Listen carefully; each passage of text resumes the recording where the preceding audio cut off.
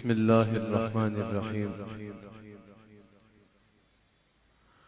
وللہ العزت ولرسولہ وللمؤمنین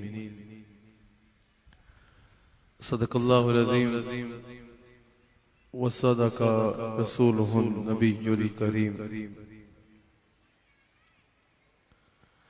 سچا ہمارا خالق اور سچا ہمارا مالک کے سوا اس واحد یکتا کے کوئی عبادت کے لائق نہیں، اور سچے اس کے پیارے حبیب آپ کے اور میرے آقا و مولا رحمت للعالمین خاتم النبیین حضرت سیدنا و مولانا محمد رسول اللہ صلی اللہ علیہ وآلہ وسلم کہ جن کے ذکر کی اس خوبصورت محفل میں اور آپ حاضر ہیں۔ الحمدللہ میرے شیخ طریقت میرے مرشد کریم صدارت فرما رہے ہیں۔ اللہ تعالی ہمیں ان برکات سے استفادہ کرنے کی توفیق عطا فرمائے۔ کراچی شہر میں لانڈی کی سرزمین پہ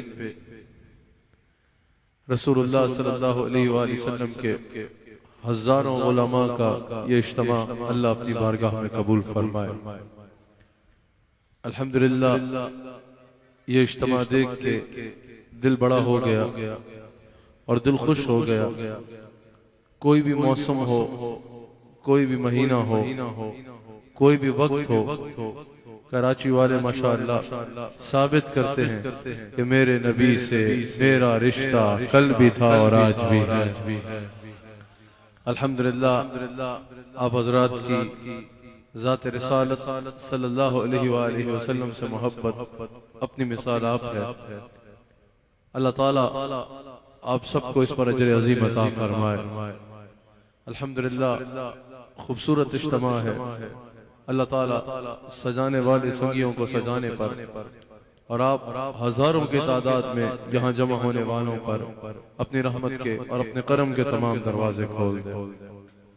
آج کی اس محفل کا، اس مجلس کا عنوان الحمدللہ مجھ سے پہلے مفتی اعظم پاکستان حضرت قبلہ مفتی منیب الرحمن صاحب مدد اللہ العالی نے خوبصورت خطاب فرمایا۔ حضرت علامہ لیاقت حسین ازہری صاحب مدد اللہ العالی بھی تشریف فرما ہے اور اپنے ارشادات سے آپ کو نوازیں گے۔ آج کی کانفرنس کا جو عنوان اشتہار میں درج ہے وہ عقائد اسلام اور اسلام میں عقیدے کی اہمیت کیا ہے۔ یہ جو ہم عقائد اور نظریات پر بات کرتے ہیں، عقیدے کی اہمیت کیا ہے، یاد رکھیے گا میں نے جو آیت تلاوت کی اسی سے چند باتیں میں نے آپ کے آگے بیان کرنی ہے۔ مجھے ایک ایک لفظ پہ آپ کی بھرپور توجہ درکار ہوگی۔ جس محبت سے آپ رات کے اس پہر میں یہاں ہزاروں کی تعداد میں جمع ہیں، اسی طرح آپ کی بھرپور توجہ مجھے اپنی ساری گفتگو میں درکار ہوگی۔ یاد رکھیے گا اللہ تعالیٰ عزت کا بیان فرما رہا ہے کہ سب سے زیادہ عزت کس کی ہے اور عزت کی ترتیب کیا ہے۔ اسی کے ساتھ میں نے آپ سے اسی کے ساتھ ساتھ عقیدہ بیان کرنا ہے اور عقائد آپ کے آگے چند بیان کرنے ہیں، ان پہ آپ کی جو توجہ درکار ہے۔ اللہ تعالیٰ نے فرمایا وَلِلَّهِ الْعِزَّةُ وَلِرَسُولِهِ وَلِلْمُؤْمِنِينَ، سب سے زیادہ عزت کے لائق اللہ کی ذات ہے۔ وہ عزت کے لائق تو ہے ہی ہے، بلکہ یہ کہ جس کو عزت عطا فرماتا ہے اللہ عطا فرماتا ہے، جس کو عزت عطا ہوتی ہے اللہ کی جناب سے عطا ہوتی ہے۔ اللہ عزت والا ہے، خود تو عزت والا ہے ہی ہے، بلکہ جس کو عزت عطا ہوتی ہے اللہ تعالیٰ کی جناب سے ہوتی ہے۔ جس کو بھی جتنی عزت ملی وہ اللہ تعالیٰ کی جناب سے ملی، یہاں تک کہ خاتم النبیین امام الانبیاء سیدنا محمد رسول اللہ صلی اللہ علیہ وآلہ وسلم آپ کے اور میرے آقا مولا کی بھی جتنی عزت ہے، جتنا مقام ہے، وہ اللہ تعالیٰ کی جناب سے عطا کرتا ہے، اللہ تعالیٰ کی جانب سے عطا کرتا ہے۔ تو سب سے زیادہ عزت کے لائق اللہ ہے۔ اللہ تعالیٰ عزت کی ترتیب بتا رہا ہے، سب سے زیادہ عزتوں کے لائق اللہ ہے، سب سے زیادہ حمد کے لائق اللہ ہے، سب سے زیادہ تعریف کے لائق اللہ ہے، سب سے زیادہ عزت اللہ کی ہے۔ جس کو عزت عطا فرماتا ہے اللہ عطا فرماتا ہے، وہ خالق حقیقی ہے، وہ اصل عزت کا بادشاہ ہے، اس کے پاس وہ عزت ہے۔ باقی جس کے پاس، میں نے بتایا سب سے زیادہ عزت اللہ کے بعد حضور کی ہے نا، حضور علیہ السلام سمیت حضور علیہ السلام تو سب سے زیادہ عزت والے ہیں، ان کو بھی جتنی عزت عطا ہوئی اللہ تعالیٰ کی جانب سے عطا ہوئی، اور پھر بعد میں بھی جس کو عزت عطا ہوتی ہے اللہ کی جناب سے ہوتی ہے۔ لیکن اللہ وہ عزت والا ہے جس کو عزت دینے والا کوئی نہیں، جس کو عزت عطا فرمائی اس نے عطا فرمائی، یعنی اس کا جو مقام ہے، اس کی جتنی شانیں ہیں، اس کی جتنی صفات ہیں، اس کا جو کچھ ہے وہ کسی کا عطا کردہ نہیں ہے، وہ اس کا ذاتی ہے۔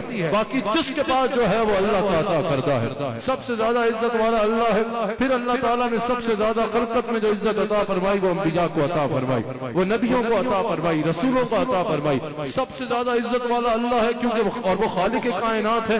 مخلوق میں، خلقت میں اللہ نے سب سے زیادہ عزت انبیاء کو عطا فرمائی، اور انبیاء میں سب سے زیادہ عزت اگر اللہ نے عطا فرمائی تو میرے نبی صلی اللہ علیہ وآلہ وسلم کو عطا فرمائی۔ خلق سے اولیاء، اولیاء سے رسول، سب رسولوں سے اعلیٰ ہمارا نبی، ہمارے نبی۔ اللہ نے سب سے زیادہ عزت اگر خلقت میں عطا فرمائی تو انبیاء کو، اور انبیاء میں جو سب سے زیادہ مقام، سب سے زیادہ رتبہ، سب سے زیادہ عزت عطا فرمائی وہ خاتم النبیین سیدنا محمد رسول اللہ صلی اللہ علیہ وآلہ وسلم کو عطا فرمائی۔ پھر فرمایا وَلِلَّهِ الْعِزَّةُ وَلِرَسُولِهِ وَلِلْمُؤْمِنِينَ، پھر اللہ تعالیٰ نے مومنین کو عزت عطا فرمائی، اپنے اپنے درجے پر مومنین کو عزت عطا فرمائی۔ مومنین میں جو ایمان والا ہے وہ عزت والا ہے، ایک کمزور سے کمزور بھی جو مسلمان ہے، وہ ایک بڑے سے بڑے نقدان مسلم جو مسلمان نہیں ہے اس سے بہتر ہے، اس سے افضل ہے، اس سے اعلیٰ ہے۔ جو ہر مسلمان کو اللہ نے اسلام سے عزت عطا فرمائی، ایمان پہ عزت عطا فرمائی، تو اس کو تمام دیگر مذاہب کے لوگوں سے زیادہ قابل عزت بنا دیتی ہے۔ پھر جو زیادہ نیکوکار ہے، جو جتنی عبادت کرتا ہے، جو جتنا اللہ تعالیٰ کے حضور سجدہ ریز ہوتا ہے، پھر علماء کو اللہ نے عزت عطا فرمائی، ان لوگوں سے زیادہ علماء کو، اولیاء اللہ کو عزت عطا فرمائی۔ پھر ان سے آپ دیکھتے ہیں بڑے بڑے محدثین ہیں، بڑے بڑے مفسرین ہیں، بڑے بڑے فقہاء ہیں، ان کو اپنے اپنے درجے پر عزت عطا فرمائی۔ اور پھر مومنین میں اللہ نے سب سے زیادہ جو عزت دی وہ صحابہ کو عطا فرمائی۔ مومنین میں سب سے زیادہ عزت رسول اللہ صلی اللہ علیہ وآلہ وسلم کے صحابہ کی ہے، اور صحابہ میں اللہ نے سب سے زیادہ عزت جو عطا فرمائی وہ خلفائے راشدین کو عطا فرمائی۔ سب مومنین، اور پھر مومنین اپنے اپنے درجے پر، علماء، اولیاء، پھر اس سب مومنین میں سب سے زیادہ عزتوں کے لائق صحابہ، اور سب صحابہ میں سب سے زیادہ عزتوں کے لائق خلفائے راشدین، اور تمام خلفائے راشدین میں سب سے زیادہ عزت کے لائق حضرت سیدنا افضل البشر بعد الانبیاء بالتحقیق سیدنا صدیق اکبر رضی اللہ تعالیٰ عنہ ہے۔ تمام مخلوقات میں سب سے زیادہ عزت کے لائق انبیاء، انبیاء میں سب سے زیادہ عزت کے لائق رسول اللہ علیہ السلام، مومنین میں سب سے زیادہ عزتوں کے لائق صحابہ، صحابہ میں سب سے زیادہ عزت کے لائق خلفائے راشدین، اور خلفائے راشدین میں بھی جن کو سب سے زیادہ عزت اور مقام ملا وہ سیدنا ابو بکر صدیق رضی اللہ تعالیٰ عنہ ہے۔ پہلی بات یہ سن لو، یہ جملے صرف ہماری عقیدت نہیں ہے، ان شخصیات کے ساتھ ہماری عقیدت ہے تو یہ بیان کر رہے ہیں، ان کا تعلق فضائل کے باب سے نہیں ہے، اس کا تعلق عقائد کے باب سے ہے۔ یہ صرف فضیلت نہیں ہے، یہ عقیدہ ہے، اور اسی عقیدے کو عقیدہ اہل سنت کہا جاتا ہے، اسی عقیدے کو اور اسی ترتیب کو عقیدہ اہل سنت کہا جاتا ہے۔ یاد رکھیے گا جب عقیدے کی بات ہو تو سب سے پہلے جو بیان کیا جاتا ہے وہ عقیدہ توحید کیا جاتا ہے۔ مجھے اس عقائد کی نشست میں جو ایک فکری نشست ہے، صرف ایک ایسی مجلس نہیں جس میں ہم نے صرف 15-20 نعت خوانوں کو سن کے اٹھ جانا ہے۔ یقیناً اگر ایسا نعت خواں ہو جو ادب و احترام کے ساتھ نعت پڑھ رہا ہے، اکابر کے کلام کو پڑھ رہا ہے، ایک اچھے انداز میں پڑھ رہا ہے، اور خالصتاً حضور علیہ السلام کی محبت میں پڑھ رہا ہے، اس کو سننا۔ اب سونے پہ سہاگا تو وہ اعلیٰ حضرت کا کلام پڑھ رہا ہے، ان شخصیات کا کلام پڑھ رہا ہے، تو وہ فائدے سے خالی نہیں ہوتا اگر اس کے پڑھنے کی نیت حضور کی رضا ہے، اور سننے والوں کے سننے کی نیت یہ ہے کہ دل میں عشق مصطفیٰ بڑھے تو وہ بھی بہت اچھا ہے، لیکن یہ ایک عقیدے کی عقائد کی درستگی کی نشست ہے۔ حضرت بھی کلام فرمائیں گے، ہمارے شیخ کامل اپنی ارشادات اور دعاؤں سے آپ کو نوازیں گے، مجھے آپ کی بڑی بھرپور توجہ درکار ہوگی۔ یہ نشست ایک ایسی نشست ہے جس سے آپ نے کچھ سیکھ کے اٹھنا اٹھنا ہے۔ عقائد پر جب ہم بات کرتے ہیں، جب نظریات پر بات کرتے ہیں تو ہماری خانقاہوں میں اور ہمارے مسلک میں سب سے پہلے اگر بات ہوتی ہے تو عقیدہ توحید کی ہوتی ہے۔ ہمارے بابوں نے جو اصل ہمارے بابے ہیں انہوں نے جو سب سے پہلے کلام کیا وہ عقیدہ توحید پر کلام کیا، سب سے پہلے بات کی تو عقیدہ توحید پر بات کی۔ اجمیر میں 90 لاکھ کو کلمہ توحید پڑھانے والا ہمارا بابا خواجہ معین الدین چشتی اجمیری کا، بادشاہ کی آنکھ میں آنکھ ڈال کے یہ کہنے والا کہ سجدہ تعظیم اللہ کے سوا کسی کو بھی حرام اور سجدہ عبادت شرک ہے، تو وہ ہمارا بابا مجدد الثانی تھا، جس کی وجہ سے آج بھی اس کی قبر پہ جا کر لوگ اسلام قبول کر رہے ہیں۔ وہ ہمارا بابا حضرت داتا علی حجویری رضی اللہ تعالیٰ عنہ ہے، جس کا عقیدہ کو پڑھ کے چھپ کے پڑھ کے تم توحید بیان کرتے ہمارا کے، وہ ہمارا بابا حضرت شیخ عبد القادر جیلانی غوث اعظم رضی اللہ تعالیٰ عنہ ہے۔ تم نے صرف باتیں کی ہے، اگر رام رام کرنے والوں کو اللہ اللہ کا ورد پکایا ہے تو ہمارے بابوں نے پکایا ہے اور کرائے جا رہے ہیں۔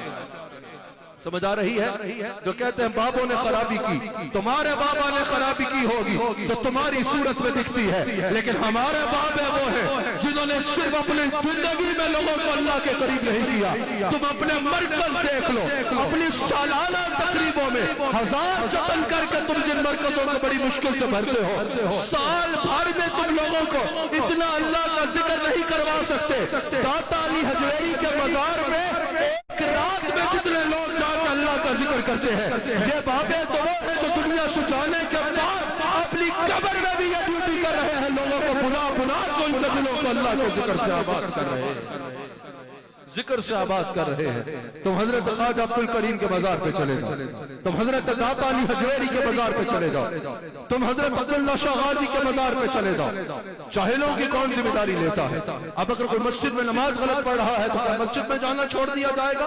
کیا مسجد کو برا کہا جائے گا؟ جب اس کے عمل کو اہل تصوف نے ڈس آن کر دیا، اگر کوئی قبروں کو سجدہ کرتا ہے، اگر کوئی قبروں سے جو ہے وہ ایسے من دون اللہ سمجھتا ہے کہ مجھے یہاں سے کچھ مل جائے گا اللہ کی مرضی کے بغیر یا اللہ کی اجازت کے بغیر، تو اس کو اہل تصوف سے ڈس آن کرتے ہیں، تو پھر وہ ہمارے کھاتے میں نہیں ہوگا۔ لیکن اگر ان بزرگان دین کے مزار پر تم جاؤ، کوئی اللہ کا ذکر کر رہا ہوگا، کوئی قرآن کی تلاوت کر رہا ہوگا، کوئی جو ہے وہ اللہ سے دعا کر رہا ہوگا، کوئی درود و سلام پڑھ رہا ہوگا، کوئی ایک کونے میں کھڑا ہو کے قبلہ رخ ہو کے نوافل پڑھ رہا ہوگا، او بھائی یہ تو قبروں میں جانے کے بعد بھی جو آ رہا ہے اس کو اللہ کا رستہ بتا رہے ہیں اور اس رستے پہ چلنا سکھا رہے ہیں۔ تو سب سے پہلے ہماری مجالس اور ہماری خانقاہوں میں اور ہمارے مسلک میں جو درس دیا جاتا ہے وہ عقیدہ توحید کا دیا جاتا ہے اور بتایا جاتا ہے۔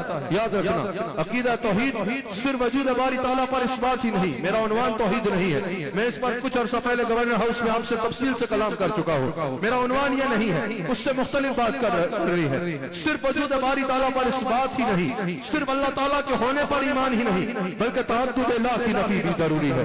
عقیدہ توحید کے لیے جہاں وجود باری تعالیٰ پر اس بات پر ایمان دلایا جاتا ہے کہ اللہ تعالیٰ کے ہونے پر ایمان لاؤ، اللہ تعالیٰ کے ہونے پر ایمان لاؤ۔ آج کے دور میں جب الہاد تیزی کے ساتھ بڑھ رہا ہے، ایک خاص طبقہ ایسا ہے کہ ایک بڑھتے ہوئے الہاد میں بھی اس کی توجہ اس بڑھتے ہوئے الہاد کو روکنا نہیں ہے، بلکہ اس کی توجہ سیدھے سادھے مسلمانوں کو مشرک بنانے میں ہے، سیدھے مسلمانوں کے اوپر شرک کے فتوے لگانے میں مصروف ہے۔ ہمارے اکابر نے ایسے توحید کو بیان نہیں کیا کہ اگر کوئی سیدھا سادہ مسلمان ہے، کوئی شرک نہیں کر رہا تو پورا زور لگانا ہے اس پر شرک کا فتویٰ تلنے کے لیے، نہیں۔ ہمارے بزرگوں نے ہاں جہاں شریعت حکم لگاتی ہے شرک کا وہاں لگایا اور وہاں بیان کیا۔ آج بھی ہمارے بزرگ سے ہاتھ کا مقابلہ کر رہے ہیں، جو وجود باری تعالیٰ کو نہیں مانتے ان کو بلا کے وجود باری تعالیٰ کے ہونے پر ایمان دلا رہے ہیں کہ اللہ ہے، وہی معبود برحق ہے، وہی واحد و یکتا خالق حقیقی ہے، وہی مالک حقیقی ہے، وہی عبادت کے لائق ہے، وہی ہے جس نے ہمیں فانا انسان بنایا، وہی ہے جو ہمیں رزق عطا فرماتا ہے، وہی ہے جس نے ہمیں کریم ایسا دیا کہ جس کے کھلے ہیں ہاتھ اور بھرے بازار۔ اگر ہم حضور کا ذکر بھی کرتے ہیں تو اس انداز میں کبھی کیا کرتے ہیں اور انداز میں بھی کرتے ہیں. تو رسول اللہ صلی اللہ علیہ وسلم کے غلاموں مجھے بھرپور توجہ درکار ہے. جہاں اللہ تعالیٰ کے ہونے پر ایمان ضروری ہے وہیں تعدد الہ کی نفی کہ اللہ کے سوا کوئی معبود نہیں, اللہ کے سوا کوئی عبادت کے لائق نہیں. یاد رکھیے گا عقیدہ توحید پر بھی ایمان لانا ضروری ہے اور عقیدہ توحید کے ساتھ ساتھ اس کی عظمتوں پر ایمان لانا بھی ضروری ہے. اللہ تعالیٰ کی جتنی عظمتیں قرآن میں بیان ہیں, اس کی صفات جو بیان ہے, اس کی صفات جو حضور نے بیان کی, اس کی صفات پر ایمان لانا بھی ضروری ہے. پھر شرک کی نفی ضروری ہے. تمہیں شرک کے اقسام کا پتہ ہونا چاہیے اور اس کی نفی ضروری ہے. تمہیں پتہ ہونا چاہیے کہ شرک ہے کیا. شرم کی بات ہے اس مسلمان کے لیے کہ جس کو دنیا کا دھندا تو بھرپور آتا ہے, دنیا کی باتیں اگر آج اس سے دنیا کی سیاست ڈسکس کرو تو اپنا ملک تو اپنا ملک ہے. 7 سمندر پار بھی کون کب الیکشن جیتا, کس نے کتنے ووٹ لیے, وہاں کے ملک کی حالات کیا ہیں, وہ اس میں یہاں بیٹھے تمہیں لانڈی میں بیٹھ کے تبصرہ سنائے. لیکن اگر اس سے عقیدہ توحید پوچھو تو اس کو عقیدہ توحید کی تفصیل تو ضرور دور کی بات ہے, اس کو اس کے تقاضے بھی نہ پتہ ہو, اس کو شرک کے بارے میں پتہ ہی نہ ہو. یہ عقیدہ سیکھنا بہت ضروری ہے. شرک کے بارے میں تمہیں پتہ ہونا بہت ضروری ہے, کیونکہ اگر اس میں ذرا سی بھی بے احتیاطی ہوگی تو ایمان جا سکتا ہے. لیکن شرک میں پھر کہتا ہوں کسی ایسے شرارتی سے نہ سیکھنا کہ جس کی سیدھ بچپن میں اس کو ایک بار فتویٰ سکھا دیا گیا کہ جہاں تمہیں جگہ ملے تم نے کوئی بات ہو رہی ہو یا نہ ہو رہی ہو تمہیں بس شرک کا فتویٰ تلنا ہے. کوئی رسول اللہ صلی اللہ علیہ وآلہ وسلم کا ادب کر رہا ہے اس کو مشرک بنا دو, کوئی حضور کی نعت پڑھ رہا ہے اس کو مشرک کہہ دو, کوئی اللہ کے ولیوں کے پاس اس لیے جا رہا ہے کہ وہ اللہ کے قریب کر دے اس کو مشرک بنا دو, کوئی اللہ کے ولی کی قبر پہ جا کے فاتحہ پڑھ کے اللہ کے ولی کے لیے دعا بلندی درجات کی دعا مانگ رہا ہے اور وہاں جا کے ان کے اعمال کا وسیلہ بنا کے اپنے لیے دعا مانگ رہا ہے اللہ سے, اس کو مشرک بنا دو. یہاں تک کتنے بیوقوف لوگ ہیں, کوئی میلاد بنا رہا ہے حالانکہ میلاد کا تعلق ولادت کے ساتھ ہے, اس کو مشرک بنا دو. کوئی عرس بنا رہا ہے حالانکہ عرس کا تعلق وصال کے ساتھ ہے, اس کو مشرک بنا دو. ان کو بولنا ارے پاگلو, یہاں یہ بات کرنے سے پہلے یہ تو سوچ رہے تھے کہ میلاد کا تعلق ولادت سے, عرس کا تعلق وصال سے, اللہ تو میلاد و وصال سے پاک ہے. سمجھ آ رہی ہے. کسی ایسے سے عقیدہ توحید نہیں سیکھنا جس کو صرف لوگوں کو مشرک بنانا آتا ہے, بلکہ عقیدہ توحید سیکھنا چاہتے ہو تو میرے شیخ اکبر حضرت امام ربانی حضرت مجدد الفسانی شیخ احمد سرہندی فاروقی کی مکتوبات پڑھنا, سننا انہوں نے عقیدہ توحید کو کیسے بیان کیا. میرے امام اگر شرک کی نفی دیکھنا چاہتے ہو تو امام ربانی کو پڑھنا, حضرت مجدد الفسانی کو پڑھنا. اگر شرک کسے کہتے ہیں اور اس کی نفی کتنی مضبوط طریقے سے کی جاتی ہے کبھی یہ جاننے کا شوق ہو تو امام اہل سنت حضرت امام احمد رضا خان بریلوی اعلیٰ حضرت کو پڑھنا, تمہیں پتہ چلے گا بابوں نے شرک کرنا نہیں سکھایا, بلکہ اگر حقیقتاً کسی نے شرک کی نفی کر کے لوگوں کی جبیلوں کو اللہ کے حضور سجدوں سے آباد کیا ہے تو ہمارے اہل سنت کا قابل اور قابل. اللہ اکبر. سب سے پہلے تم پر یہ لازم کہ عقیدہ توحید میں مضبوط ہو جاؤ, عقیدہ توحید میں کامل ہو جاؤ, عقیدہ توحید کو صحیح طریقے سے مانو. کہ اس کائنات پہ سب سے زیادہ ضروری جو تم پر ہے وہ عقیدہ توحید پر ایمان رکھنا ہے, اللہ کے ہونے پر ایمان رکھنا ہے, تعدد الہ کی نفی پر ایمان رکھنا ہے کہ اللہ کے سوا کوئی معبود نہیں ہے. اور پھر تمہیں شرک کا پتہ ہونا چاہیے تاکہ کسی صورت شرک میں مبتلا نہ ہو جاؤ. اور پھر اسی طرح رسول اللہ صلی اللہ علیہ وآلہ وسلم کی ذات اقدس پر ایمان رکھنا ضروری ہے. حضور علیہ السلام کو صرف جاننا کافی نہیں ہوگا کہ ہاں ہمارے نبی ہیں. اگر صرف جاننے سے کام بن جاتا کہ رسول اللہ کیا ہے, صرف یہ خبر مل گئی بس یہ بہت ہے, تو پھر تو ابو جہل بھی کہتا تھا میں جانتا ہوں یہ اللہ کے نبی ہے لیکن مانوں گا نہیں, کیونکہ علم میں جو صفات ہیں وہ غیر نبی میں ہونا ناممکن ہے. صرف جاننا کافی نہیں ہے, حضور علیہ السلام کو ماننا ہوگا, حضور علیہ السلام کی عظمت کو ماننا ہوگا, حضور علیہ السلام کی رسالت کو ماننا ہوگا, حضور علیہ السلام کی تمام شانوں کو ماننا ہوگا, حضور علیہ السلام کو افضل الانبیاء بھی ماننا ہوگا, اور حضور علیہ السلام کو افضل الخلق بھی ماننا ہوگا. قرآن و حدیث میں حضور علیہ السلام کی جتنی شانیں ہیں ان سب کو کما حقہ تسلیم کرنا ہوگا. آج کیونکہ یہ عقیدہ سیکھنے کے لیے آپ ہزاروں کی تعداد میں یہاں جمع ہیں, میں نے تھوڑی دیر میں بس اپنی بات کو ختم کرنا ہے. مجھے ایک فتنے کی طرف آپ کی توجہ دلانی ہے, اس کا آپ سے آگے جواب عرض کرنا ہے. آج کل جب ہم عقیدے پر بات کرتے ہیں, ہم عقائد اور نظریات پر بات کرتے ہیں, ہم پھر میں سب سے پہلے بتا رہا ہوں ہم لڑائی جھگڑے کے قائل نہیں ہیں. ہم کوئی یہ نہیں کہتے کہ جو ہماری بات نہیں مانتا اس سے جینے کا حق لے لو، قطعاً ہم یہ نہیں کہتے. ہم یہ بھی نہیں کہتے کہ ہم ڈنڈا اٹھا کے نکل جائیں گے، جو ہماری بات نہیں مانتا اس کے ڈنڈے سے ایسی کی تیسی کر دیں گے. نا نا نا، ہم ایسا بھی نہیں کہتے. ہم عقیدہ اپنا بیان کرتے ہیں، اپنے مضبوط قرآن و حدیث سے دلائل کے ساتھ بیان کرتے ہیں، لیکن ہم قانون ہاتھ میں لینے کا درس نہیں دیتے. لیکن اپنا عقیدہ بیان کرنا اور اس پر ثبوت پیش کرنا الحمدللہ ہمارا حق ہے. بڑے غور سے میری بات سنیے. جب ہم عقائد پر پابندی کی بات کرتے ہیں، ایک طبقہ آج کل سوشل میڈیا پہ نہیں آیا ہے، ایک لبرل لوگوں کا طبقہ، نہ دین سے تعلق ہے، نہ دین کھلیا ہے، دور دور تک دین سے کوئی تعلق نہیں ہے، اور میڈیا پر دین سکھانے کے لیے بیٹھ گئے، دین سکھانے کے لیے بیٹھے ہیں. اور میڈیا علماء کو دکھاتے کنجوسی کر رہا ہے، علماء حق کو دکھاتے. میں سارے میڈیا کو نہیں کہہ رہا، سوشل میڈیا پر یہ فتنہ زیادہ پھیل رہا ہے. علماء کو سننے سے بلکہ سننے والوں کا بھی برابر قصور ہے نا. علماء کو سننے سے جو ہے وہ کمزوری کر لیتے ہیں، علماء حق کا بیان سننے میں تو کمزوری کر لیتے ہیں، لیکن ایسی باتیں کرنے والوں کو غور سے سنتے ہیں. سوشل میڈیا پہ اگر کوئی بیف اور بال لکھے نا کہ بیف سے بال ہوتا ہے تو وہ وائرل نہیں ہوتا، لیکن اگر کوئی لکھے گا ایک اور بال کہ بال اے سے سٹارٹ ہوتا ہے، اس کی بات سننے کے لیے ہر کوئی لگ پڑے گا کہ یہ کیا کہہ رہا ہے. اسی وجہ سے ان لوگوں کا فتنے کی طرف توجہ زیادہ کی جاتی ہے کہ وہ کہتے ہیں کہ یہ کیسی بات ہے، یہ جو عقائد پر اتنی بات کی جاتی ہے یہ مولویوں کی گیم ہے، مولویوں کی دکانداری ہے. یہ عقیدہ، عقائد اور نظریات، یہ اتنا سب کچھ اتنا ضروری نہیں ہے. یہ لبرل لوگ اور مذہب بیزار لوگ لوگوں کو کیونکہ مذہب بیزار کرنا چاہتے ہیں اور نئی دین سے دور کرنا چاہتے ہیں تو آج کل یہ بار بڑی تیزی سے کر رہے ہیں. کہا کہ ہم جب کلمہ طیبہ پڑھتے ہیں، یہ ایک سمپل سی سٹیٹمنٹ ہے، ہم کہتے ہیں لا الہ الا اللہ محمد رسول اللہ صلی اللہ علیہ وسلم. کہا کہ جب ہم یہ کلمہ پڑھتے ہیں، ایک سیدھی سادی سمپل سی سٹیٹمنٹ ہے، اس میں اتنے عقیدے کہاں ہیں، اس میں اتنے نظریات کہاں ہیں؟ کہا بس یہی کافی ہے، یہی عقیدہ ہے، یہی کافی ہے، بس یہ بیان کرو، اس پر ایک ہی ہو جاؤ. لا الہ الا اللہ محمد رسول اللہ صلی اللہ علیہ وسلم، کلمہ طیبہ یہ بھی یہ پڑھ رہا ہے، یہ بھی یہ پڑھ رہا ہے، وہ بھی یہ پڑھ رہا ہے، میں بھی یہ پڑھ رہا ہوں، بس یہی ہے، سب یہی ہے.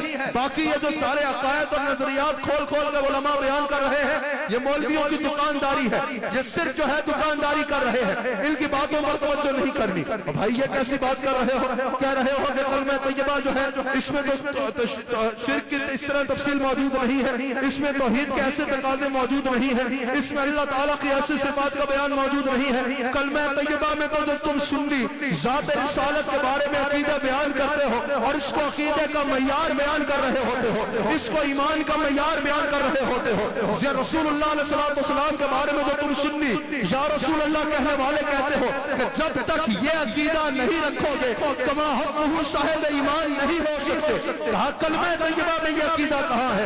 کلمہ طیبہ میں تو ان عقیدوں کا بیان نہیں ہے. پھر جو تم صحابہ کے معاملے میں اتنا غیرت مند ہوئے ہوتے ہو اور اس کو اتنا حساس مسئلہ بنا کر پیش کرتے ہو، کلمہ طیبہ میں صحابہ کا ایسے ذکر تو نہیں ہے، اہل بیت کا اتنی محبت کی بات کر رہے ہوتے ہو، کلمہ طیبہ میں اہل بیت کی محبت تو نہیں ہے. تو جب کلمہ طیبہ میں سب کچھ نہیں ہے تو اس سے پتا چلا کہ جو تم بار بار کہتے ہو بھئی حضور مختار کل ہے، حضور حاضر و ناظر ہے، حضور کو علم غیب ہے، حضور افضل الخلق ہے، حضور افضل الانبیاء ہے، اور ذات رسالت کی جتنی تم شان بیان کر رہے ہوتے ہو، جب یہ کلمہ طیبہ میں نہیں ہے تو پتا چلا یہ اتنی امپورٹنٹ نہیں ہے، یہ مسلکوں کی گیم ہے، اتنی امپورٹنٹ یہ عقیدوں پر بات کرنا نہیں ہے. صرف کلمہ پڑھو، ان بنیادی باتوں پر ایک ہو جاؤ، ان عقیدوں کے اوپر اتنا الجھنے کی ضرورت نہیں ہے. میں نے کہا اچھا ٹھیک ہے، ذرا یہ بتاؤ کلمہ طیبہ میں قرآن تلاوت کرو گے اور حدیث پڑھو گے تو جیسے نماز سیکھنے کے لیے قرآن پڑھتے ہو، جیسے نماز سیکھنے کے لیے حدیث پڑھتے ہو، جیسے حج کے لیے قرآن سیکھتے ہو،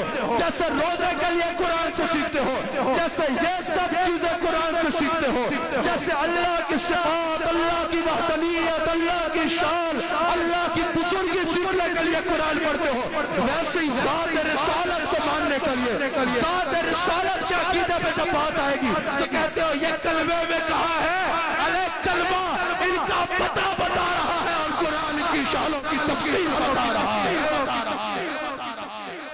ہم بات کر رہے ہیں، ہم عقیدہ بیان کر رہے ہیں، ہم اپنے بڑوں کی باتوں کو چھپانے والے ڈرپوک لوگ نہیں ہیں، بڑوں کی باتوں کو چھپانے والے لوگ نہیں ہیں. جب ہم جو عقیدہ بیان کر رہے ہیں، جو ہمارے بڑوں اور ہمارے ہمارے اکابر نے عقیدے بیان کیے، وہ عقیدے بیان کرنے کے لیے بھی ہم قرآن سے سیکھتے ہیں۔ کلمہ بتا رہا ہے لا الہ الا اللہ، اب قرآن بتا رہا ہے کہ وہ کس شان والا ہے، قرآن بتا رہا ہے کہ اس کی شان ہے ان اللہ علی کل شیء قدیر، قرآن بتا رہا ہے کہ دلوں کے چھپے ہوئے بھیدوں سے واقف ہے، قرآن بتا رہا ہے کہ وہ واحد و یکتا ہے، قرآن بتا رہا ہے کہ وہ ہر جو ہے وہ عیب سے پاک ہے، قرآن بتائے گا کہ وہ واحد و جس کا پتا چل رہا ہے محمد رسول اللہ، قرآن اس کی شان بیان کر رہا ہے کہ ان اغناہم اللہ ورسولہ من فضلہ، کلمہ بتا رہا ہے محمد رسول اللہ، اور قرآن بتا رہا ہے یہ رسول بھی ہے اور مختار کل بھی ہے، ان کو دولت مند کیا۔ ان اغناہم اللہ، اللہ نے اور اس کے رسول نے من فضلہ، اپنے فضل سے، اعلیٰ حضرت ترجمہ کر رہے ہیں، ان کو دولت مند کیا اللہ نے اور اس کے رسول نے اپنے فضل سے۔ اب اعلیٰ حضرت کہتے ہیں یہاں جو لوگ سوال کرتے ہیں کیا رسول اللہ دے سکتے ہیں یا نہیں دے سکتے، کیا حضور علیہ السلام سے مانگا جا سکتا ہے یا نہیں مانگا جا سکتا، اعلیٰ حضرت کہہ رہے ہیں قرآن کی آیت بتا رہی ہے ان اغناہم اللہ ورسولہ من فضلہ، ان کو دولت مند کیا اللہ نے اور اس کے رسول نے اپنے فضل سے۔ اعلیٰ حضرت کہہ رہے ہیں دولت مند کرنا ایک فعل ہے، ایک پروسیس ہے، اللہ جیسے خود کو دولت مند کرنے والا کہہ رہا ہے ویسے ہی اپنے حبیب کو بھی دولت مند کرنے والا کہہ رہا ہے۔ اعلیٰ حضرت کہتے ہیں ہاں یہی وہ مقام ہے کہ غیظ میں جل جائیں بے دینوں کے دل۔ اعلیٰ حضرت کہتے ہیں اب کیا کرو گے، اللہ خود کو بھی دینے والا کہہ رہا ہے، اپنے حبیب کو بھی دینے والا کہہ رہا ہے۔ اعلیٰ حضرت کہتے ہیں ہم صرف دینے والا نہیں کہتے، ہم کہتے ہیں وہی حاکم برایا، وہی قاسم عطایا، وہی دافع بلایا، وہی شافع خطایا، کوئی ان سا کون آیا۔ سمجھ آئی؟ کہا قرآن میں تو کلمے میں تو صرف محمد رسول اللہ ہے، پھر اس عقیدہ رسالت میں اتنے توڑ کیوں رہے ہو؟ میں نے کہا توڑ ہم نہیں رہے، ٹوٹ وہ رہا ہے تو خود اپنے آپ کو توڑ کے جا رہا ہے۔ صرف محمد رسول اللہ کلمے میں ہے تو کلمہ بتا رہا ہے، جب قرآن سے پوچھو گا تو قرآن بتائے گا، قرآن بتائے گا کہ ہاں یہ رسول بھی ہے اور ہم نے اسے علم غیب بھی عطا کیا ہے۔ کلمہ بتا رہا ہے محمد رسول اللہ صلی اللہ علیہ وآلہ وسلم، اور قرآن بتا رہا ہے وَعَلَّمَكَ مَا لَمْ تَكُنْ تَعْلَمْ، اے میرے حبیب علیہ السلام جو آپ نہیں جانتے تھے وہ سب کچھ آپ کو ہم نے سکھا دیا۔ اب یہاں پر کیا خوب بات کی میرے امام نے، کہا کہ جو نہیں جانتے تھے وہ اللہ نے سکھا دیا۔ کہا علم مصطفیٰ میں اب جب بھی کوئی نبی کی بات آئے گی اس بات اس آیت سے بیان کر دیا جائے گا، جو نہیں جانتے تھے وہ اللہ نے سکھا دیا۔ گزرا ہوا علم جانتے ہیں، کہا میں نے سکھایا، جو ہونا ہے وہ جانتے ہیں، کہا میں نے سکھایا، پڑھنا جانتے ہیں، کہا میں نے سکھایا، دلوں کے بھید جانتے ہیں، کہا میں نے سکھایا، ما کانا و ما یکون جانتے ہیں، کہا میں نے سکھایا، زمین کے نیچے دیکھتے ہیں، کہا میں نے سکھایا، زمین کے اوپر کا جانتے ہیں، کہا میں نے سکھایا، عرش سے پار کا جانتے ہیں، کہا میں نے سکھایا، سائنس کو جانتے ہیں، کہا سب سکھایا، ٹیکنالوجی کے بارے میں پتا تھا، کہا سب سکھایا، آتے وقت کا پتا تھا، کہا سب سکھایا، وَعَلَّمَكَ مَا لَمْ تَكُنْ تَعْلَمْ، جو حبیب نہیں جانتے تھے وہ اللہ نے سکھایا۔ کراچی والوں سنو، اب اگر کوئی میرے نبی کے علم میں نقش نکالے گا نا وہ حضور کے سیکھنے میں نہیں اللہ کے سکھانے میں نقش نکال رہا ہے۔ اللہ نے کہا حبیب کا علم دیکھنا چاہتے ہو، حبیب کو بعد میں دیکھنا، پہلے ادھر دیکھو۔ وَعَلَّمَكَ مَا لَمْ تَكُنْ تَعْلَمْ، یہاں ذمہ حبیب کا نہیں، یہاں ذمہ خدا کا ہے، یہاں ذمہ خدا کا ہے، یہاں ذمہ خدا کا ہے۔ اچھا یار مجھے بڑی عجیب بات لگتی ہے، ایسے ہی ہے کہ کوئی بولے کہ فلاں جو ہے وہ آرمی کا جرنل ہے اور آپ پوچھیں وہ وردی پہن سکتا ہے؟ عقل کو ہاتھ مارو، جرنل وردی نہیں پہن سکتا تو کون پہنے گا؟ ساری کائنات کے جرنیل بھی اکٹھے ہو جائے نا تو میری نبی کے سواری کے پاؤں کی خاک کے برابر بھی نہیں ہو سکتے. یہ صرف آپ کو سمجھانے کا یہ مثال دی ہے. عجیب بات کرتے ہیں نبی کو علم غیب ہے یا نہیں ہے. اور میرے بھائی مجھے یہ بتاؤ تمہارے علم کا سورس کیا ہے؟ کالج، اسکول، یونیورسٹی، مدرسہ، ان سب کا تعلق عالم دنیا کے ساتھ ہے. تمہارے علم کا سورس یہ ہے، اس کا تعلق عالم دنیا کے ساتھ ہے. نبی کا علم کا سورس کیا ہوتا ہے بتائیے؟ نبی کے علم کا سورس وہی ہوتا ہے. وہی کا تعلق عالم دنیا سے ہے یا عالم غیب سے ہے؟ بتائیے. وہی کا تعلق عالم غیب سے ہے. اور بھائی جب وہی کا تعلق عالم غیب سے ہے اور نبی کا علم کا سورس وہی ہے تو کیا یہ سوال بنتا ہے نبی کو علم غیب ہے یا نہیں ہے؟ اور نبی کا علم کا تو آغاز ہی علم غیب سے ہوا کرتا ہے. صرف کلمے میں تو صرف محمد رسول اللہ ہے. تو ہم نے بتایا کلمہ پتہ بتا رہا ہے، قرآن تفصیل بتا رہا ہے. قرآن تفصیل بتا رہا ہے. جب قرآن سے پوچھیں گے کیا صرف رسول ماننا ہے؟ صرف وہاں سے پیغام لے یہاں دے دے اس کے علاوہ کچھ نہیں؟ قرآن بتائے گا نہیں. وَلَوْ أَنَّهُمْ إِذْ ظَلَمُوا أَنفُسَهُمْ جَاءُوكَ فَاسْتَغْفَرُوا اللَّهَ وَاسْتَغْفَرَ لَهُمُ الرَّسُولُ لَوَجَدُوا اللَّهَ تَوَّابًا رَحِيمًا. جب اپنی جانوں پر ظلم کر بیٹھو میرے حبیب کے پاس چلے جاؤ، وہاں جا کے مجھ سے معافی مانگو. جان پہ ظلم کیا، حبیب کے پاس پہنچ گئے، اللہ سے معافی مانگ لی. یا اللہ اب راضی ہو گیا. کہا وَاسْتَغْفَرَ لَهُمُ الرَّسُولُ. اب رسول تمہاری سفارش کرے. علامہ صاحب بیٹھے ہوئے میرے مرشد کریم جلوہ کریں. اگر یہاں اللہ فرماتا نا وَاسْتَغْفَرْتَ لَهُمْ، میرے حبیب جو تمہارے پاس آیا اس کی سفارش کرو، پھر جا کے حضور سے مانگنے کی ضرورت نہیں تھی. پھر حضور علیہ السلام کے آگے رونے کی ضرورت نہیں تھی. اللہ کا حکم تھا کرو، جاتے اور حضور علیہ السلام سے مانگنے کی ضرورت نہیں تھی. حضور اللہ کے حکم کے مطابق کرنا ہوتا. لیکن اللہ یہ ایسے مثال ہے وہاں کی بلا تفصیل کوئی مثال نہیں دی جا سکتی. جیسے اگر کوئی میرے شیخ کامل کے پاس آئے اور کہے کہ میرا کام کر دیں گے، اور ہمارے شیخ کہیں کہ اگر علامہ لیاقت صاحب کہیں گے تو تمہاری بات مانوں گا. سمجھ آگے؟ اگر میرے شیخ کہیں کہ جاؤ حسان کے پاس جاؤ، اس کو بتاؤ میں نے کہا ہے کام کرو، وہ میرے پاس آ کے ترلا نہیں کرے گا. مجھے آگے کہے گا تمہارے شیخ نے حکم کیا میرے یہ کام کرو، اور میں کرنے پہ مجبور ہوں گا. لیکن اگر میرے شیخ کہیں کہ علامہ لیاقت صاحب کہیں گے تو کام کروں گا، اب بات مختلف. اب وہ میرے پاس اس بھرم سے نہیں آئے گا، بلکہ اب وہ ان کے پاس بڑی عاجزی سے جائے گا. بولے گا علامہ صاحب مہربانی کریں نا، شیخ نے کہا ہے آپ کہیں گے تو کام کریں گے. اب یہ نہیں مانیں گے وہ پیروں میں گر جائے گا. وہ سمجھ جائے گا کہ ان کی ہاں میں ان کی ہاں ہے اور ان کی نا میں ان کی نا ہے. اللہ نے یہ نہیں فرمایا حبیب تم پابند ہو جو آئے اس کی شفاعت کرو. ہمیں فرمایا وَاسْتَغْفَرَ لَهُمُ الرَّسُولُ، تمہاری بات تب مانوں گا، راضی تب ہوں گا جب رسول کہیں گے. پتا چلا مدینہ شریف خالی مسجد کی زیارت کے لیے نہیں جانا، خالی 40 نمازوں کے لیے نہیں جانا. عمرہ بھی مکہ میں ہو جاتا ہے، حج بھی مکہ میں ہو جاتا ہے، طواف بھی مکہ میں ہو جاتا ہے. لیکن یہ تو کہہ رہے ہیں نا آج شہنشاہ کا روضہ دیکھو، کعبہ تو دیکھ چکے، کعبے کا کعبہ دیکھو.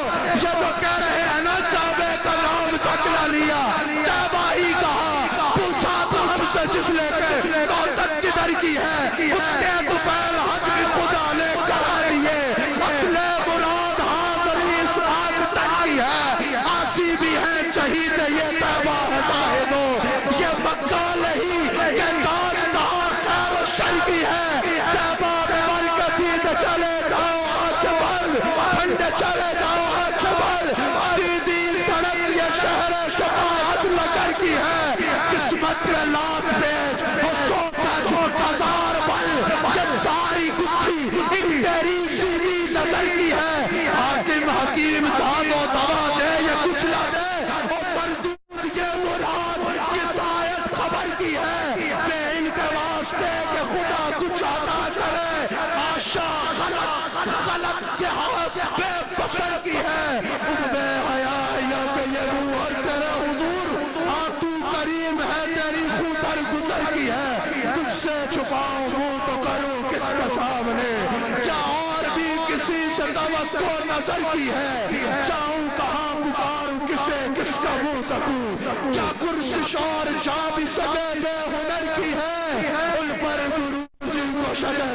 کرے سلام، ان پر سلام جن کو تحیت حجر کی ہے، ان پر درود جن کو قصے بے قصہ کہے، ان پر سلام جن کو خبر بے خبر کی ہے، جن و بشر سلام کو حاضر ہے السلام، یہ بارگاہ مالک جن و بشر کی ہے، شمس و قمر سلام کو حاضر ہے السلام، خوبی علی کی جوت سے شمس و قمر کی ہے، سب کر پر سلام کو حاضر ہے السلام، ٹوپی یہی کی خاک پہ ہر کر و پر کی ہے، سب کچھ کہا پھر کہا سنکی وہ دے وہ دے وہ دے بادے شفاعت کی دے آواز، یہ تیرے بابان ترکی ترکی ترکی ترکی،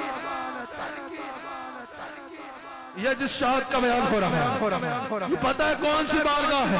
اللہ ورمانا واستغفر لهم الرسول، پتہ چلا مدینہ شریف میں چودھری بن کے نہیں جانا، مدینہ شریف میں پیر طریقت بن کے نہیں جانا، مدینہ شریف میں جب جانا ہے ایسے نہیں جانا پہل کے بعد ہم نمازیں پوری کرنے آئے ہیں، نا اب مدینہ شریف میں وہاں کا منگتا بن کے جانا ہوگا، اب مدینہ شریف میں سوالی بن کے جانا ہوگا، اب مدینہ شریف میں حضور کی بارگاہ میں جا کر جھولی کو پھیلانا ہوگا، پھر رسول اللہ علیہ السلام کو منانا ہوگا، واستغفر لهم الرسول، پھر جب رسول سفارش کریں گے نا تو کہا لوجد اللہ توابا رحیما، پھر مجھے ضرور پاؤ گے توبہ قبول کرنے والا اور رحم فرمانے والا۔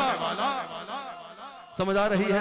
کلمہ بتا رہا ہے محمد رسول اللہ، اور قرآن پر تفسیر بتا رہا ہے، یہ رسول بھی ہے اور اللہ تک پہنچنے کا وسیلہ بھی ہے، کلمہ بتا رہا ہے محمد رسول اللہ، قرآن بتا رہا ہے یا ایھا النبی انا ارسلناک شاہدا، علامہ راغب اصفہانی المفردات میں کہتے ہیں شاہد کے لیے گواہ کا لیے ضروری ہے الحضور مال مشاہداتی، جس کی گواہی دے رہا ہے وہاں حاضر ہو، صرف حاضر نہ ہو بلکہ مشاہدہ کرے۔ اب حضور علیہ السلام وما ارسلناک الا کافۃ للناس وما ارسلناک الا رحمۃ للعالمین، عالمین کی طرف بھیجے گئے، اور مفسرین کہتے ہیں جس کی طرف بھیجا گئے اس کے لیے گواہ ہے، پتہ چلا ہر مقام پر روحانی طور پہ حضور حاضر بھی ہے اور ناظر بھی ہے، یہ تب پتہ چلے گا جب قرآن پڑھو گے۔ اللہ اکبر۔ بس میں اپنی بات کو 7 سے 8 منٹ میں میں نے سمیٹا ہوں، مجھے آپ کی بھرپور توجہ درکار ہے۔ یہ کہا نا کہ حضور علیہ السلام کی اتنی عظمتیں بیان کرتے ہو، کلمے میں تو صرف یہ ہے محمد رسول اللہ صلی اللہ علیہ وسلم، یہ تو تم اہل سنت اتنی تقاضے بیان کر دیتے ہو کہ یوں بھی ماننا ہوگا، یوں بھی ماننا ہوگا، یوں بھی ماننا ہوگا، یہ سب کچھ کلمے میں کیوں نہیں ہے؟ بھائی کلمہ دروازہ ہے اسلام میں انٹر ہونے کے لیے، کلمہ طیبہ اسلام کے دروازے میں انسان کو لے آتا ہے، آگے پھر قرآن کو ماننا ہوگا، حضور علیہ السلام کی حدیث سے دیکھنا ہوگا، اور وہاں سے عقیدہ کو سیکھنا ہوگا۔ اب اگر کسی کو مسلمان کرنا ہو ضرورت نہیں ہے تو مجھے بتاؤ، اگر کوئی کلمہ پڑھ لے ملائکہ کا انکار کر دے کیا وہ مسلمان رہے گا؟ نہیں رہے گا۔ اگر کوئی کلمہ پڑھ لے قرآن کا انکار کر دے کیا وہ مسلمان رہے گا؟ 100 بار بھی کلمہ پڑھ لیا ہو تو مسلمان نہیں رہے گا۔ اگر کوئی کلمہ پڑھ لے یوم آخر کا انکار کر دے کیا وہ مسلمان رہے گا؟ نہیں رہے گا۔ جب مسلمان ہو گیا کلمہ طیبہ دروازہ ہے، قرآن اور حدیث اس کی باؤنڈری۔ میں محفل میں آیا، کوئی میرے ساتھ محفل میں آیا، میں اس سے پوچھوں کہ تم کہاں ہو؟ وہ بولے حضرت میں جلسے میں ہوں۔ میں پوچھوں کہ جلسے میں نظر نہیں آ رہے، وہ بولے گا یہ پیچھے چائے کا پھٹا تھا، تو میں نے سنا کہ کراچی والے چائے کے بڑے شوقین ہوتے ہیں، تو میں نے کہا دیکھ لوں کہ ان کی چائے بہت ہی کیسی ہے۔ میں پیچھے پھٹے پہ بیٹھ کے چائے پی رہا ہوں، تو میں پوچھوں کہ بھائی پھر تم نے مجھے کیوں کہا کہ میں جلسے میں ہوں؟ وہ بولے گا حضرت آپ کے ساتھ انٹر ہوا تھا۔ میں کہوں گا پھر؟ وہ کہے گا اسٹیج سے چھلانگ ماری پیچھے اترا، جا کے بھٹے پہ چائے پی رہا ہوں۔ تو میں نے کہا یہ کیوں کہا کہ جلسے میں ہو؟ کہا آپ کے ساتھ داخل جو ہوا تھا۔ پھر میں اس کو بتاؤں گا بے وقوف، خالی داخل ہو جانا ضروری نہیں ہے بلکہ اس کی باؤنڈریز میں رہنا ضروری ہے۔ داخل ساتھ ہو گئے تو ٹھیک ہے، لیکن اس کی باؤنڈریز کے اندر رہو گے تو جلسے میں ہو۔ جب باؤنڈری سے نکل گئے تو پھر تم جلسے میں کنسیڈر نہیں ہوگے، تم جلسے سے نکل جاؤ گے۔ اسی طرح کلمہ طیبہ ایمان میں آنے کے لیے داخلے کا دروازہ ہے، اور قرآن و حدیث اسلام کی باؤنڈریز ہے۔ داخل ہو گئے سبحان اللہ، لیکن اب اگر اس میں رہنا چاہتے ہو تو اس کی باؤنڈریز میں رہنا ہوگا۔ وآلہ وسلم کے دامن رحمت کو تھام لے. انسان حضور علیہ السلام سے کامل وابستگی رکھے.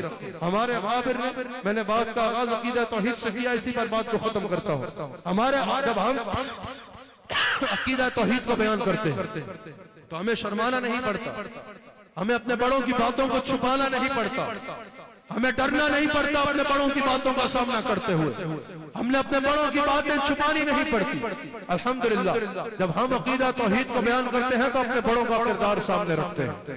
میں نے شروع میں بھی اشارہ کیا, جب سب سجدہ کر رہے تھے, دین اکبر کو مان رہے تھے, اس وقت اگر جہانگیر کی آنکھوں میں آنکھ ڈال کے کسی نے کہا کہ اللہ کے سوا کسی کو بھی سجدہ عبادت حرام ہے, سجدہ تعظیم حرام ہے اور سجدہ عبادت شرک ہے, تو وہ ہمارے شیخ اکبر حضرت امام ربانی مجدد الفیضانی, جن کے بارے میں اقبال کہہ رہا ہے حاضر ہوا ہوں شیخ مجدد کی لحاظ پر, وہ خاک ہے زیر فلک مطلع انوار, اس خاک کے ذروں سے ہے شرمندہ ستارے, اس خاک میں پوشیدہ ہے وہ صاحب اسرار, گردن نہ جھکی جس کی جہانگیر کے آگے, ہے جس کے نفس گرم سے ہی گرمی احرار, وہ ہند میں ہے سرمایہ ملت کا نگہبان, اللہ نے کیا جس کو پر وقت خبردار.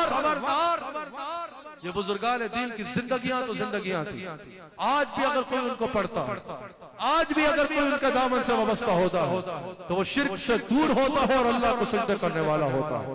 ہمارے اکابر کو پڑھنا ہے, ہمارے اکابر کی بات کو پڑھنا ہے تو شرح قید پڑھو نا, سعد الدین تفتزانی کی, ہمارے اکابر کے عقیدہ توحید پڑھنا ہے تو کتاب التوحید پڑھو نا امام ابو منصور ماتوریدی کی. ہمارے اکابر کا عقیدہ توحید دیکھنا ہے تو حضرت امام ربانی مجدد الفیضانی کی مکتوبات پڑھو. ہمارے اکابر کا عقیدہ توحید دیکھنا ہے تو حضرت امام احمد رضا خان بریلوی کی تعلیم کو پڑھو. تمہیں پتا چلے گا کہ ہمارے حضرات نے عقیدہ توحید کو کیسے بیان کیا, تمہیں پتا چلے گا کہ ہمارے حضرات نے شرک کی نفی کیسے کی اور کس طرح لوگوں کو شرک سے دور کیا ہے. یاد رکھنا, افسوس اس بات کا ہوتا ہے. میرے سے کسی نے کہا بھئی آپ لوگ شرک کرتے ہو, میں نے کہا وہ کس نے بتایا, کہا کہ ہمارے بڑوں نے بتایا. میں نے کہا کیا وہ سنی ہے, کہا نہیں. تو میں نے کہا آپ پاگل ہو, آپ کو پاگل کہا جائے گا کہ جب میتھمیٹکس کا پیریڈ ہے تو سائنس کی کتابیں کھول کے بیٹھے ہو, سمجھ آ رہی ہے, اور سائنس کے پیریڈ میں جو ہے وہ میتھمیٹکس کے مسئلے حل کر رہے ہو. یہ کیسی بات ہے؟ ہمارا عقیدہ ہم سے پوچھو نا, ہمارا عقیدہ کسی اور سے کیوں پوچھتے ہو؟ ہمارا عقیدہ پوچھنا ہے تو ہم سے پوچھو what do we believe, ہم سے پوچھو کہ ہمارا کیا عقیدہ ہے, ہم سے پوچھو کہ ہمارا کیا نظریہ ہے. جب تم ہم سے ہمارا عقیدہ سنو گے تو ہم تمہیں یقین سے بتا رہے ہیں, تمہیں شرک کی بو نہیں آئے گی, تمہیں عقیدہ توحید نظر آئے گا, لیکن جو عشق مصطفیٰ کے جام تمہیں پینا نصیب نہیں ہوتا نا, وہ ایسے جام پیو گے کہ مزے کبھی مزہ آ جائے. الحمدللہ ہم اللہ تعالیٰ کا شکر ادا کرتے ہیں کہ اللہ تعالیٰ نے ہمیں مسلک اہل سنت عطا فرمایا, اللہ تعالیٰ نے ہمیں عقیدہ عطا فرمایا تو اہل سنت کا عقیدہ عطا فرمایا. اور اللہ تعالیٰ کے حضور دعا کرتے ہیں کہ اللہ تعالیٰ ہمیں اس عقیدہ اہل سنت پر, اس عقیدہ حق پر اللہ تعالیٰ ہمیں استقامت عطا فرمائے. رسول اللہ صلی اللہ علیہ وآلہ وسلم کے غلاموں, دنیا و آخرت کی نجات اگر چاہتے ہو تو عقیدہ اہل سنت کے ساتھ جڑ جاؤ, عقیدہ اہل سنت کے ساتھ مضبوطی کے ساتھ جڑ جاؤ. یہاں پر جو عقیدہ توحید تمہیں ہمارے اکابر سے سننے کو ملے گا, یا ان کی کتابوں میں ملے گا, یا ان کی زندگیوں سے تمہیں عقیدہ توحید نظر آئے گا, اس کی مثال تمہیں کہیں اور نظر نہیں آئے گی. خالق حقیقی اللہ, مالک حقیقی اللہ. اگر حضور علیہ السلام کو بھی مشکل کشا مانتے ہیں تو اللہ کی عطا سے مانتے ہیں. اگر اولیاء کو مشکل کو مانتے ہیں کہ یہ کچھ عطا کریں گے تو اللہ کی عطا سے کریں گے. کہا یہ مزاروں پر جاتے ہیں, قبر والے سے دعا کرتے ہیں. میں نے کہا یہ آپ کو کس نے کہہ دیا؟ ہمارے حضرت نے کہا. میں نے کہا آپ کے حضرت کو پتہ ہی نہیں, وہ کرتے ہوں گے, ہمارے بڑوں نے تو ایسا نہیں کیا. ہم نے تو دعا کرتے ہیں تو صرف اللہ سے کرتے ہیں. حضور علیہ السلام کی بارگاہ میں بھی عرض کرتے ہیں, استغاثہ کرتے ہیں. دعا عبادت ہے, دعا صرف اللہ سے کرتے ہیں. ہاں اگر مزارات پہ جا کر دعا مانگتے ہیں تو تو اللہ سے مانگتے ہیں، ان کا وسیلہ اپناتے ہیں، ان کا وسیلہ بناتے ہیں، اور اگر ان سے گزارش کرتے ہیں تو ان سے دعا نہیں مانگتے، ان سے یہ عرض کرتے ہیں کہ حضور آپ اللہ کے برگزیدہ بندے ہیں، آپ کو اللہ کا قرب حاصل ہے، آپ اللہ تعالیٰ کی حضور ہماری سفارش کر دیجیے۔ یہ ہمارا طریقہ ہے۔ اعلیٰ حضرت نے بھی جب قبروں پہ جانے کا طریقہ بیان کیا، کہا جاؤ ان کا نام لو، کہو السلام علیکم یا سیدی، ان کا نام لو، کہو ورحمۃ اللہ، اور پھر ہاتھ اٹھا لو، اللہ سے دعا کرو، اللہ تعالیٰ کے حضور دعا کرو۔ ان کا وسیلہ اپنایا جا سکتا ہے، ان کا وسیلہ اپناؤ، دعا اللہ سے کرو۔ پھر کیا کرو؟ قرآن کی تلاوت کرو، فاتحہ پڑھو، پھر کہو یا اللہ یہ جو میں نے عمل کیا اس کا ثواب میرے عمل کے مطابق نہیں، اپنی رحمت کے مطابق صاحب قبر جو تیرے برگزیدہ بندے ہیں ان کو میری طرف سے پہنچا۔ پھر ان کے وسیلے سے اپنے لیے بھی دعا کی جا سکتی ہے۔ کہا پھر وہاں بیٹھو، قرآن کی تلاوت کرو، حضور علیہ السلام کی بارگاہ میں درود و سلام کرو، اٹھو، الٹے قدم پھرو اور باہر آ جاؤ۔ بتاؤ اس میں شرک کہاں سے آپ ثابت کرو گے؟ اس میں کون سی چیز آپ ثابت کرو گے جو شرک ہے؟ اعلیٰ حضرت سے کسی نے کہا کہ اگر قبر والا اتنا ہی اختیار والا ہے کہ آپ کہہ رہے ہیں کہ آپ کے لیے اللہ سے دعا مانگ کے کام کرا دے گا، اگر اس کے بعد اتنا اختیار ہے تو وہ اپنے مزار پہ ہوتے بھی غلط چیزوں کو نہیں روک سکتا؟ اعلیٰ حضرت نے کہا مسجد میں جو لوگ غلط کام کرتے ہیں پھر وہاں کیا کہو گے؟ مسجد تو اللہ کا گھر ہے نا، مسجد میں بھی تو لوگ غلط نماز پڑھتے ہیں، غلط کام کر رہے ہوتے ہیں، وہاں کیا کہو گے؟ کہا کہ ہم مزارات پر نہیں جاتے، وہاں لوگ غلط کام کرتے ہیں، تو کیا مسجد میں لوگ غلط نماز پڑھتے ہیں تو مسجد جانا بھی چھوڑ دو گے؟ یہ صرف بہانے ہیں تمہارے پاس، یہ صرف بہانے ہیں تمہارے پاس۔ یہاں پر الحمدللہ ہمارے اکابر کی باتیں اتنی مضبوط ہیں کہ اگر کوئی بھی کوئی سوال کرے گا تو الحمدللہ ہمارے اکابر کی بات سے ہم اس کے سینے کو جو ہے وہ دل کو مطمئن کریں گے۔ آخر میں ایک مرتبہ پھر آج اس دورے کے انشاءاللہ 2 جون تک انشاءاللہ ہمارے شیخ کامل کا ہمارے شیخ کے ساتھ یہیں پہ قیام ہے۔ روزانہ کراچی کے مختلف مقامات میں انشاءاللہ اجتماعات ہوں گے، لیکن دورے کی اس پہلی محفل میں یہ لانڈی میں یہ عظیم الشان اجتماع الحمدللہ حضور علیہ السلام کے غلاموں کا یہ ہزاروں کی تعداد میں اجتماع، ہم آپ سب لانڈی کے سنگیوں کو دل کی دھڑکنیں سلام محبت کہتی ہے۔ اللہ تعالیٰ آپ کو اجر عظیم عطا فرمائے۔ آپ کی محنت ماشاءاللہ نظر آ رہی ہے، یہاں آپ نے ہمارے نام کا جلسہ عظیم عطا فرمائے۔ رسول اللہ صلی اللہ علیہ وآلہ وسلم آپ پہ اپنی خاص رحمت فرمائے، اور ہزاروں کی تعداد میں جو آپ سنگی یہاں اکٹھے ہیں، اللہ تعالیٰ آپ سب کو اس پر اجر عظیم عطا فرمائے اور اپنی خاص رحمتوں سے نوازے۔ روزانہ مختلف مقامات پہ انشاءاللہ محافل کا انعقاد ہوگا، سب محافل میں شرکت کی کوشش کریں، لیکن جو آخری پروگرام ہوگا اس دورے کا مرکزی اجتماع 1 جون کو ناظم آباد نمبر 2 میں عالمی یا رسول اللہ صلی اللہ انشاءاللہ عالمی یا رسول اللہ کانفرنس 8 جون کو ہوگی، اس میں بھی آپ کو دعوت ہے۔ 1 جون کو انشاءاللہ ہفتے والے دن نیکسٹ سیٹرڈے انشاءاللہ، آج ہفتہ ہے، اگلی جو ہفتہ ہے 1 جون کو انشاءاللہ ناظم آباد نمبر 2 میں یا رسول اللہ صلی اللہ علیہ وآلہ وسلم کانفرنس کا انشاءاللہ انعقاد ہوگا۔ میں آپ کو اپنی جانب سے، اپنے شیخ کی جانب سے پرسنلی دعوت دیتا ہوں کہ اس میں ضرور شریک ہوں، اور سب کو دیگر حضرات کو بھی اس میں شرکت کی دعوت دیں۔ اس جگہ سے بھی وہاں پر بھرپور قافلے آنے چاہیے، اور باقی بھی دورے کی تمام محفلوں میں جہاں ممکن ہو سکے ضرور شرکت کیجیے۔ اللہ تعالی ہم سب کو عمل کی توفیق عطا فرمائے، اللہ تعالی ہم سب کو رسول اللہ صلی اللہ علیہ وآلہ وسلم کی کامل محبت نصیب فرمائے۔ دوران گفتگو اگر مجھ سے کوئی غلطی ہوئی تو صدق دل سے اللہ تعالیٰ کی بارگاہ میں توبہ کرتا ہوں۔ نعت شریف ہوگی، ایک نعت شریف ہوگی، اور علامہ لیاقت صاحب انشاءاللہ اپنی گفتگو سے آپ سب کو کا اظہار فرمائیں گے۔ غلام مصطفیٰ حضور علیہ السلام کی بارگاہ میں ہدیہ عقیدت پیش کریں۔